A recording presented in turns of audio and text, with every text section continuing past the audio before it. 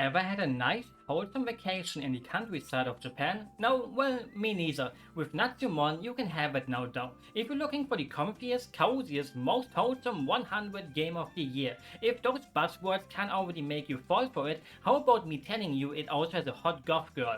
Are you on board now? When you think about comfy games nowadays, you may think of farming games or Animal Crossing style of games, but Natsu-Mon is, let's say, Breath of the Wild if Link lived in a world without any enemies. Kinda like that. You got an amazing Japanese countryside to explore through the eyes of a young boy that is on his summer vacation and has to document it through his diary. Take any day however you want, as if you were a kid again without any worries or obligations in the world. Wanna go over to that mountain? You can just do that. Using a bow to get to a different island? Yep, totally safe for a kid, and you should do that. Catching all the cute and cool insects you can find, digging up fossils, finding bottles to recycle to make some cash, using a cape to glide around in the air. Now it's really Breath of the Wild. Everything about this sounds super duper comfy. So comfy you will sink into your chair or couch while you play it, but there's a catch. Your parents are part of a circus that travels around and they're planning to have a big show here. If everything goes well, which obviously it doesn't, they kinda lack the money because without money you sadly can't do anything in life. So who has to make up for it? You! Imagine your parents just saying, hey kiddo, help us make 200 bucks in a short amount of time, even though you're just 10 years old. How do you make that much money as a kid? Easy answer, you don't. Unless you deliver a lot of newspapers or mow the lawns of many old people. Not quite sure if that's even legal though.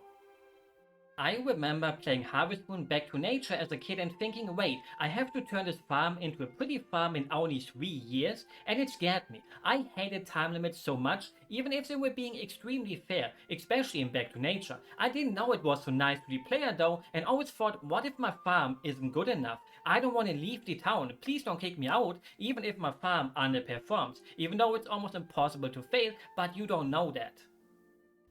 And you may feel a tiny bit like that here too. The game kinda suggests that you save up 30k gen in around 2 weeks, and you may start to sweat and think, oh no, what if I don't? But it's not an actual deadline. It's totally fine if you don't have that cash on you at that point in the story, so no worries. But since I'm a god gamer, I easily got the money at that point already, because just by exploring, you will most likely easily gather so much money. Hitting rocks to get diamonds, gathering seashells and all that makes the cash flow right into your pockets, so you can instantly spend it to get the circus up to par.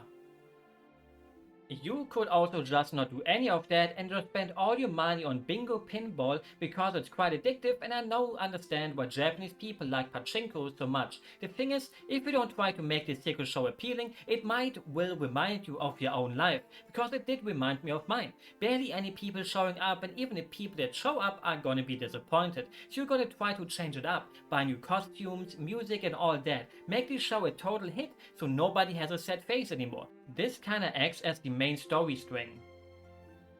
The game really just allows you to do what you want mostly. There's a few forced interactions, but they're always pretty short and sweet, and aside from those, you can spend your day however you want. And the sense of freedom just feels huge. Despite being in a rather small area, it does not feel small at all. There's so many little places to find that I know that this will sound like extreme hyperbole, but the exploration really reminded me of playing Breath of the Wild for the first time on a smaller scale. If there wouldn't be nighttime, after dinner you are still allowed to play outside, but you're not allowed to go too far out anymore. But that's understandable, wouldn't want my kid to do that either. Also, if you don't go to bed on time, you will miss the radio exercises in the morning, which you surely wouldn't want to miss, right? Luckily, there's fast travel in 3 ways. You can either use the train or bus or toilets. The toilets are sadly only in one-way teleport back to the guest house you're staying at. So if you find one while exploring, you can use it to go back without having to use the bus ticket, because those cost money, a whole 100 yen. Not a lot, but well, free is free. For the buses, you also first have to find the stations so you can go there. So don't forget to interact with it whenever you see one. If you feel like you need to get a climbing fix from a video game, this should do it. There's so many mountains and slopes that look impossible to climb up, but there's always some edges here and there you can find to help you out and make it possible, which turns it into a puzzle sometimes. Looking around which way would be possible with your current stamina. Obviously sometimes there's places you won't be able to reach until you upgrade, but I never felt sad when I climbed up something without being able to go further, because the way up to there was already fun, even if I couldn't go all the way yet. The bar at the bottom is your stamina bar, and through quests you can get more and more of those thunderbolts that fill it up more and more. And once you collect it enough, it turns into a big thunderbolt. So you can see there's tons of upgrades and you get them through all kinds of things. Even some items like the climbing gloves that make you climb faster. You need the DLC to get those though, dirty pay to win. I would recommend it though, it adds a whole new area and more cute quests. And insects. And fishes. Some are pretty damn simple, like catch 5 fish, collect 10 insects, the checklist kind of things that everyone will eventually fulfill, but there's obviously also actual real quests, like playing detective and finding out why the lights of the shrine are not turning on anymore. So you gather with the other kids in town to find out about it. You don't only get rewarded with stickers for these quests, but also just with really lovely character interactions. Everyone in this town is just so nice to hang out with and makes you feel all cozy, something you might miss from your actual life. There's also the Tsuchiki Warashi, little ghost girls that basically are the co-works of this game. Some want you to play hide and seek with them, some want to play tag, sometimes you have to find rain boots, shoot some balloons, all kind of things. It's the kind of town where everyone knows everyone, but it also has a melancholic feeling of a town that is slowly dying with no new people coming in. Companies trying to build modern infrastructure here to make it lose its charm a bit, things that many little towns have to fight with, which will especially hit you if you grew up in a town like that. Probably not in a Japanese one though. It even references the hit visual novel of Higurashi. Wowzers, go read it if you haven't yet, and I will forever be a defender of the Studio Dean anime forward. Without it back in the day, I probably would have never gotten into it. After almost every single interaction, you also get a cute drawing of what happened with text you can even change and put a stamp on. Listen to a band? Here's a drawing of you listening to them. Did you do your radio exercise? Here's the drawing of it. It's another way to make you look forward to doing these quests, to see how the drawing of it will turn out right after as another reward, and a little reminder to keep up your exercise too. Just a bit every day will keep you in shape, especially your bones. Don't let them crack and creak before you're like 60 years old. Drink some milk too, unless you're lactose intolerant. And this isn't just for interactions or quests or places you have been to, but also everything you collect. Every single insect has a drawing made for it. Every item you can pick up, every fish you fish. There's just such a massive amount of drawings to collect that it will be almost impossible to collect them all in one playthrough. You can even look at every 3D model of the insects if you want to, so you can learn lots about them. You will surely miss a bunch of them unless you try to min-max the game as much as possible, which is missing the point of the game in a way. Don't rush yourself, take your time and do things your way. You don't need to find all 241 insects on your first playthrough. Sit back and relax. Same with the museum items. Sometimes you can dig up items like in that one little franchise about animals from Nintendo, just that there are way less of them here. Eventually you unlock the ability to buy mystery objects from a store too though, that can turn into a fossil because I think they're pretty hard to find. I didn't even find that many holes to dig in, and 50% of the time it was earthworms to fish with. Maybe I'm just unlucky, and when you sometimes don't know what to do in the game or what you should check out, then there's Lovechan to help you out by reading your cards, and it could be anything, some good loot hidden on top of the factory, someone needing your help, things like that, so you don't just wander around aimlessly, unless you want to. But hey, I'm not your dad or mom, so you can just play it in whatever way you want to. I just think these games are best enjoyed without the mindset of wanting to get everything immediately, or even getting everything at all. That's something that is what Animal Crossing New Horizons for most people, I think. Obviously, that game also had some issues, but the way people wanted to have everything in the game already after such a short amount of time, just so they could post their fancy island online as the first person, really destroyed it for some. But that's a totally different topic. And if you do feel a bit bored sometimes and want a bit more from the main story faster, you can change the way the time changes and put it onto rapid to make the time go by like a bullet train. But Adam Sandler already warned us with Click. You do not really want that, right? You want to enjoy the time you have got instead of wanting to fast forward and then regretting that you wasted your time like this. Because every second in life is precious, something this game also makes you feel like.